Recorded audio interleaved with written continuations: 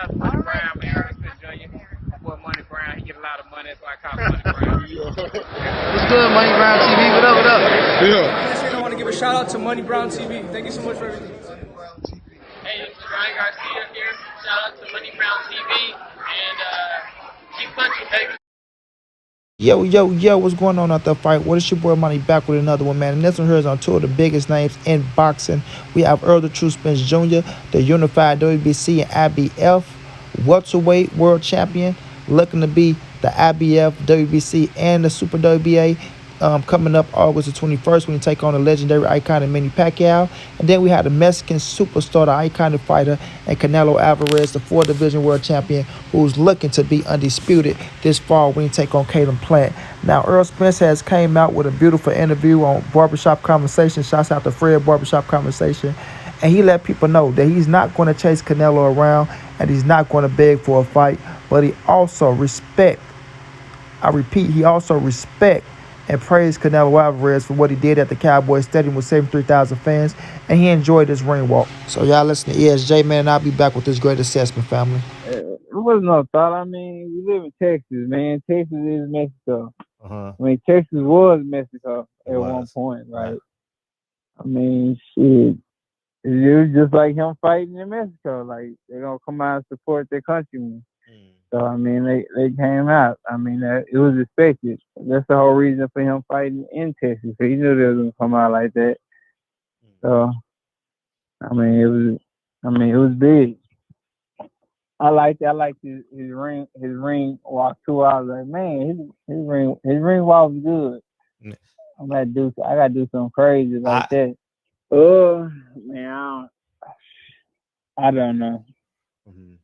I don't know. I mean, I'm not begging for any fight. I mean, it'll be a huge fight, big fight, but you know, I'm not begging that side for any fight. I'm not begging any side for any fight. My whole thing is, if it happens, then it's gonna happen. If it don't, then we're gonna move on and do our own thing. So, you know, it's not something that, you know, I'm just pressed to have. As y'all see, that was Errol Spence saying, you know, he respect Canelo.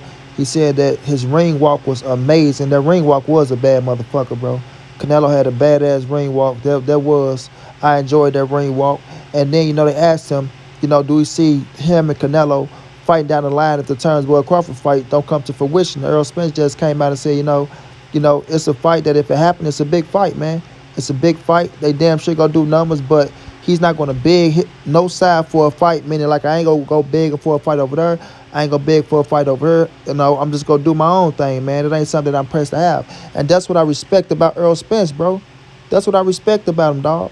You feel me? It's nothing but respect to Canelo. He doing his thing, bro. Yes, I want that fight. Yes, it's a hell of a fight. Yes, it's a big fight down the line. But if it don't happen, I'm not going to go big and I'm not going to chase this man down. I'm not going to do what the fuck Benoit Hockman is telling Demetrius Andrade to do. You understand what I'm saying? I'm not going to do that. Why? Because I can make my own lane. I can make my own history and I'm going to do my own thing. My name is my name and I'm building my legacy. You feel me? Canelo Alvarez building his legacy. I'm building my legacy. And then we just happen to clash because, you know, we both, you know, on the road to fucking greatness, right? Matter of fact, we already at greatness. You know what I mean? So we could be on the road to some legendary shit. But at the same time, man, I'm paving out my own legacy, dog. And that's what I respect, bro. That's what I respect. Like, Canelo ain't finna beg nobody for nothing. You know, Canelo gonna do his thing. And that's what you gotta do in this boxing game, bro. You gotta have your career mapped out to where you know that you're gonna get certain big fights. And if not, you're gonna go out there and make your big fights happen, bro. You're gonna make it happen. Because there's other fighters out there for you to make your name off of. I want y'all to listen to me. I want y'all to listen to me well. Y'all know how I get down, man. So if Canelo making this legacy and he making his name off the fighters that's at the division and the other divisions, things like that, why can't other fighters make their name and make their legacy off fighters in the division and fighters off the other divisions? You feel me? They make it like, oh, we don't get the Canelo fight, then, you know, our career ain't about shit. Or we don't get the Canelo fight, then we not doing this or we not doing that. No, man. There's other fighters out there for you to make your name off of, bro. There's other fighters out there for you to make your name off of. Andrade and Charlo. Each other. Y'all have each other right there at 160. Right there at 160, a big fight. You know? But y'all out here and it's like y'all go big Canelo for the fight. Like Errol said, I'm not go big this side for nothing. But you got y'all boys out here and y'all boys looking bad because y'all want to listen to these old heads that's telling y'all to do certain shit that's going to be stupid. Now, I'm not saying what Andrade did showing up to the post fight or saying he want the Canelo fight. It's a bad thing. I'm not saying Jamal Charlo saying that he want the Canelo fight. It's a bad thing. But when you get the pressing and you get the looking a little beggish out here, bro, that's when it start looking bad to me. That's when it start looking bad. When you out here acting like that's the only fight that you can have, that's when it start looking bad. Because boxing is full of fighters. Boxing is full of fighters. You got good fighters out here. At 160, like I ran that shit down, bro. I ran it down. To where I said Andrade and Charlo can face each other, become unified champion. It looked like Triple G and Murata go face each other to become unified champion. And after that, if you're the unified champ, but they the unified champ, then there's only one fight to be made at the division. And the people are going to push for that shit. They're going to push for it. And either that champion got to fight or vacate them titles or something because of the fans going to look at them like, come on, man, y'all acting like some hoes right now. We one fight away from undisputed. Both of y'all boys are unified champion. There's nowhere to go. And guess what? You'll get your clout off of that. You'll get your credit and your just due off of that. I said something about you want to fight a man in a whole nother division. And you ain't even in that division. But you're saying you'll go to that division. You know what I'm saying? Oh, I'll go to that division and do this and do that. I'll go to this division and do this and do that. But you're not making a move. You still sitting your ass at 106 because you don't want to lose your titles. And there's nothing wrong with it. There's nothing wrong with it. But that's why I respect Errol Spence because he's making his own legacy. Errol ain't crap for the Manny Pacquiao fight. He didn't beg for the Manny Pacquiao fight. You know what I'm saying? When they had the Pacquiao fight right there talking about it was going towards Turnsburg Crawford, that's what Errol Spence did. I'm going to go fight you Dennis Ugas. You feel me? I'm going to go fight you Dennis motherfucking Ugas and make my own name, and I'm still going to pop. You see what I'm saying? I'm still going to pop. I'm not going to sit up here and beg nobody for nothing. Y'all not going to pressure me into this and make me look like a sucker. And that's what you got to do, man. You got to understand. You got to control your own destiny, bro. You got to build your own lane out here. And I'm going to tell y'all now, that's the shit that Canelo respect, bro. That's the shit that Canelo respect. And I'm not saying people got to bow down and kiss no Canelo ass or play to his tune or this, that, and the third. But the real is the real and the facts are the facts, bro. We see who giving out the biggest paydays out in this bitch. We see who's the number one cat that you're trying to get to out in this bitch. You feel me? Just cussing the motherfucker out, trying to disrespect somebody, or trying to force somebody in the ring with you. That shit don't work, man. It don't work. And people be like, well, back in the days, you know, fighters used to do this, and fighters used to do that, and back in the days, fighters used to do this. Well, we not back in the days, man. Reality check. We not back in the days. Yes, we can say those was the glory days, man. We can say that was the golden age of boxing. We can say that. Promoters ran the game. Fighters had to do what they had to do to get their dollars. Nowadays, you know, fighters got a little bit more freedom. They got a little bit more freedom. And yes, when you're in a game, you should want to fight the best. The best should want to fight the best. But even though it ain't the best that you want to see them fight, and they still fighting the best, doesn't mean they shouldn't get their credit and they just do. You feel what I'm saying? We say the dudes are the best who got the world belt. I mean, who got the titles and shit, right? Oh, man, you get the world title, you the best in the game. You undefeated, you the best in the game. Then when you fight those dudes who got the world title and they are the best in the game, you still don't get no credit for the shit. You still don't get no credit for it. So that make the fighters be like, well, damn. You know what I mean? Like, y'all ain't gonna get my just due and I just beat a motherfucking world champion that was undefeated. You know what I mean? That was undefeated.